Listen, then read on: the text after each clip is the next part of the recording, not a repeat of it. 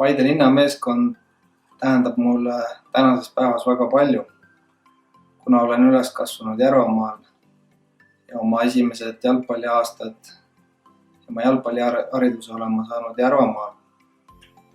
Viktor Mets oli minu esimene treener ja eks need kõik turniirid, erinevad võistlused Paide võistkonna eest jätsid kindlasti sügava jälje minu südamesse ja andsid sellise hea tõuke ja hea emotsiooni. Tõenäoliselt tänu sellele ma jalgpallis olengi.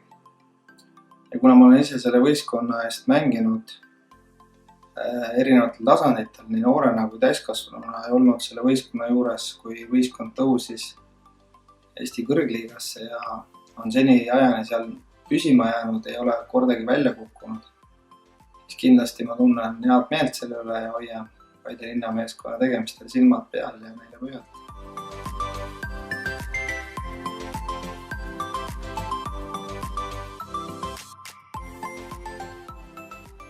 Oma treeneri karjääri ma alustasin Järvamaal ja esimesed kasandikud olid minu enda kodukoha poisid Koerust ja täpsemalt siis sünniajaga 82-83 ja mingi periood sai nendega treenitud ja elu viis mind Flora Kehtna jalgpallikooli mõneks aastaks. Ja tulin tagasi ja töötasin veel erinevate vanuste poistega. Ja minu selline piirkond, mille eest ma vastutasin ja mis minu treenimise alla kuulus, oli Koeru, Järvajaani, Albu, Roosnalliku, Ahula, Ambla, Jäneda, Käravete, Aravete, Aegviidu ja isegi ka teisest maakonnast Rakest käisid poisid trennis. Ja ma võin öelda, et selles päris suures piirkonnas oli väga kõva potentsiaaliga noori poisse too hetk. Ja ma olen täiesti kindel, et nagu ka siis olid võimalused poistel jõuda väga kõrgele tasemele Eestis, professionaalse tasemele välja, Eesti A-koondisse välja, siis on ka tegelikult täpselt samasugused võimalused tänases päevas olemas, et kõige tähtsam on ju tegelikult see, et millised inimesed meie ümber on, kes meid toetavad, aitavad, on need siis treenerid, lähedased, vanemad, võistkonnakaaslased ja mina ise, et näiteid tänases päevas on ka olemas, näiteks Rasmus Kallas, kes mängib siiamaani Paide esindusvõistkonnas ja esindas eelmisel aastal U17 Eesti koondist väga edukalt ja nad võitsid väga tugevaid koondisi. See tähendab seda, et tegelikult kõikidel mängijatel on võimalus nii Järvamaal, Harjumaal kui kogu Eestis jõuda kaugele jalgpallist, tuleb lihtsalt uskuda enda tegemistesse ja kõvasti vaeva näha.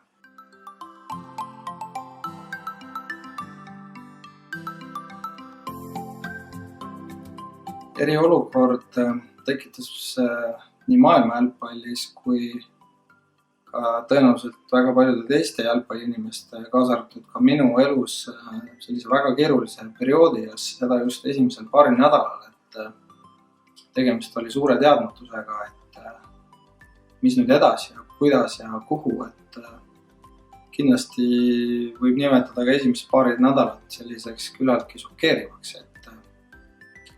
et uudiseid tuli nii palju peale ja keegi ei teadnud ka, kui kaugele see viirus liikuda võib ja millal üldse jalgpalli juurde tagasi saab pöörduda.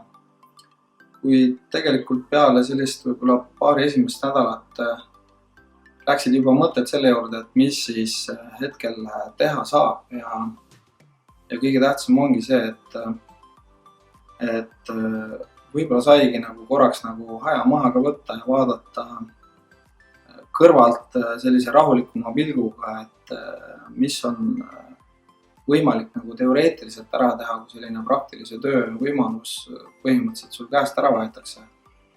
Ja on olemas väga palju erinevaid võimalusi, kuidas Eesti jalgpalli arengut edasi mõjutada ja üks küllaltki oluline projekt on praegu meil käsil Jalgpalliliidu koolitusosakonna tehnilise direktori ja ühe koondise abitreeneriga, et töötada välja selline põhjalikum ja konkreetne uus noortekoondiste mängimise filosoofia, et see on mahukas töö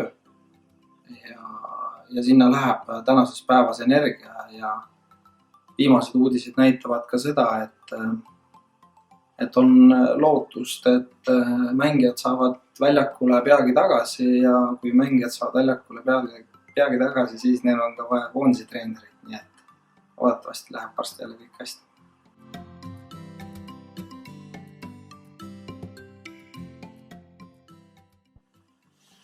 Siin minu viimases vastuses võib tulla sellist kõvat bravuuri, et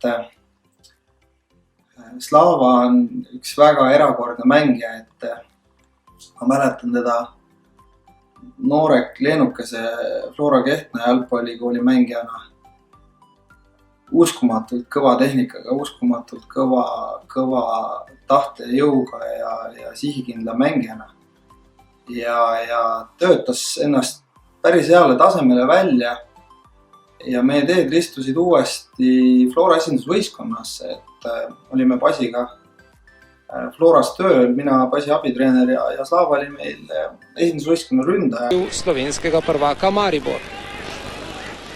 Napad Flore, Zahovajko in mojsterski gol tega nogometaša.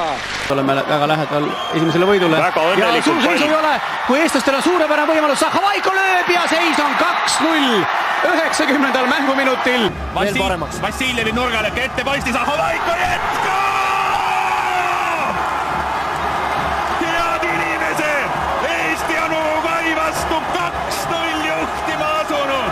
Kui ma ütleks niimoodi, et Slava parimad päevad, parim tehnika ja parimad oskused panna praegu tänasesse päeva Paide linna meeskonda, siis kindlasti oleks tegemist A-koondise põhiründajaga, 30+ väravat ja tõeline peavalu ja hirm kaitsjatele, vastasvõistkonna kaitsjatele, nii et nii hull see asi olekski vastast jaoks, et Slava valitseks Eesti liigas ja lammutaks nii, et vähe pole.